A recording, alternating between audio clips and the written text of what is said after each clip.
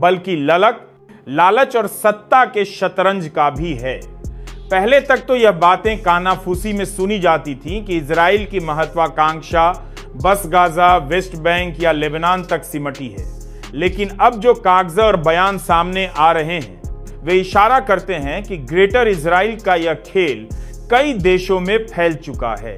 पूरी कहानी आपको हम इसी रिपोर्ट में सुनाएंगे, मगर उससे पहले अगर आप चाहें कि सच की यह आवाज और दूर तक पहुंचे तो इस वीडियो को लाइक कीजिए, दोस्तों परिवार तक भेजिए और कमेंट में लिखिए कि आप भारत के किस हिस्से से देख रहे हैं, क्योंकि जो काम गोदी मीडिया नहीं करेगी, कम से कम हमें तो पता चले कि सच्चाई कहां कहां तक पहुंच रही है। कई वर्षों से यह चर्चा बंद दरवाजों के पीछे होती रही कि इजराइल का सपना सिर्फ वेस्ट बैंक, गाजा या सीरिया, लेबनान के कुछ हिस्सों तक सीमित नहीं है, उसकी नजर और भी देशों पर है। पहले ये दावे धीमे स्वर में सामने आते थे, मगर अब खुद बेंजामिन नेतन्याहू ने खुलकर बोल दिया है। हाँ, साफ शब्दों में उन्होंने खुली घोषणा कर दी है कि किन किन देशों पर उनकी नजर है और वहां टिके रहने की रणनीति क्या होगी।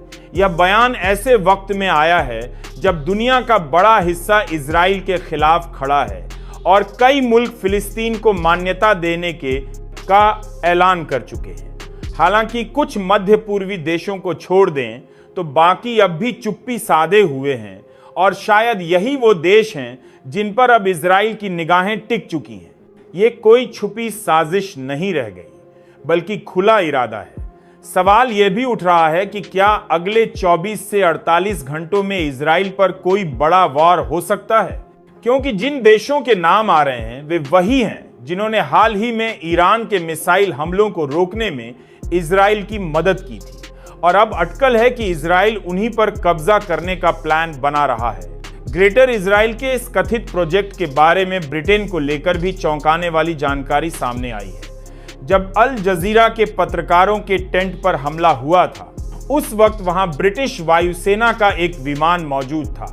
यह सवाल अब जोर पकड़ रहा है कि वह विमान वहां क्या कर रहा था।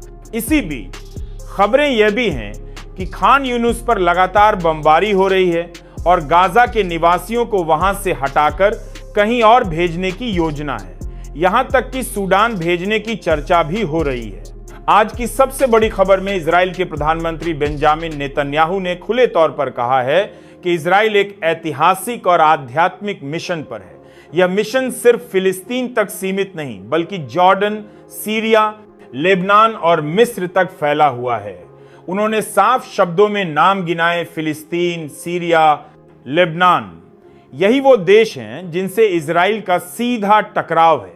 खासकर फिलिस्तीन और लेबनान के साथ रिश्ते इस समय बेहद तल्ख हैं। सीरिया में हालात ये हैं कि अल जुलानी की सरकार अमेरिका के दबाव में पहले ही इजराइल के आगे झुक चुकी है।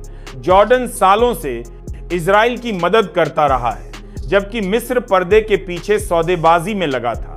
मगर अब खुद नेतन्याहू ने बिना पर्दा डाले ऐलान कर दिया है। सोचिए, ऐसे हालात में इन देशों की स्थिति क्या होगी।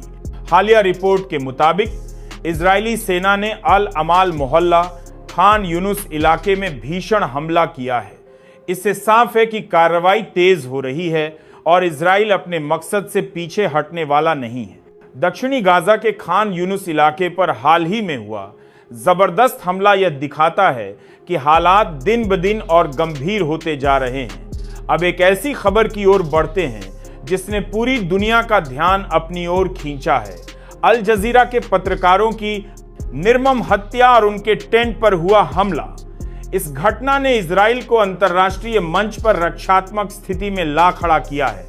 जो देश अब तक तटस्थ थे वे भी अब खुलकर इजराइल के विरोध में उतर आए हैं। इस समय 3 तरह की स्थितियां दिख रही हैं। कुछ मुल्क साफ तौर पर इजराइल का विरोध कर रहे हैं और फिलिस्तीन के साथ खड़े हैं। कुछ देश इजराइल का साथ दे रहे हैं और फिलिस्तीन के खिलाफ हैं, और तीसरे वे हैं जो अब तक खामोश थे, लेकिन हाल की घटनाओं ने उन्हें भी बोलने पर मजबूर कर दिया है। धीरे धीरे एक बड़ी संख्या में देश फिलिस्तीन के समर्थन में खुलकर बयान दे रहे हैं और इजराइल की नीतियों के खिलाफ खड़े हो रहे हैं। इसी बीच एक अहम खुलासा हुआ है।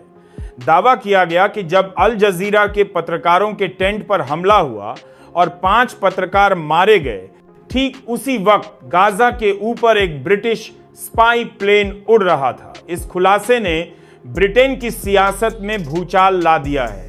ब्रिटिश विपक्षी नेता कीर स्टारमर ने इस मुद्दे पर तीखा हमला बोला है। उनका आरोप है कि गाजा के ऊपर से उड़ान भरने वाले इस विमान को इजराइल के लिए निजी तौर पर इस्तेमाल में लाया गया और इसे जनता से छुपाने की कोशिश की गई। यहां तक कि यह भी नहीं बताया गया कि इस कॉन्ट्रैक्ट पर ब्रिटेन के करदाताओं का कितना पैसा खर्च हुआ। सवाल यह भी उठ रहा है कि आखिर हम एक अमेरिकी कंपनी को क्यों भुगतान कर रहे हैं और उसे जासूसी के खेल में क्यों शामिल कर रहे हैं, जबकि देश की जनता को इसकी पूरी जानकारी तक नहीं है। ये विवाद लगातार ब्रिटिश सरकार को घेरे हुए है और वहां के हर राजनीतिक मंच पर इसकी गूंज सुनाई दे रही है। अब जरा याद कीजिए 2015 का पेरिस मार्च, जब चार्ली हेब्डो हमले के बाद पूरी दुनिया के नेता प्रेस की आजादी की रक्षा के लिए सड़कों पर उतरे थे। उस मार्च में बेंजामिन नेतन्याहू भी मौजूद थे।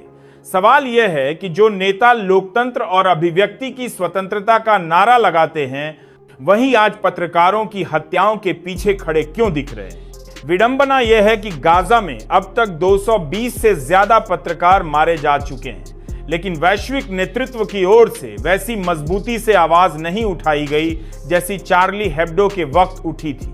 वहां तो पूरी दुनिया एकजुट हो गई थी, लेकिन यहां चुप्पी। संयुक्त राष्ट्र के मंच पर भी यह सवाल गूंजा। एक पत्रकार ने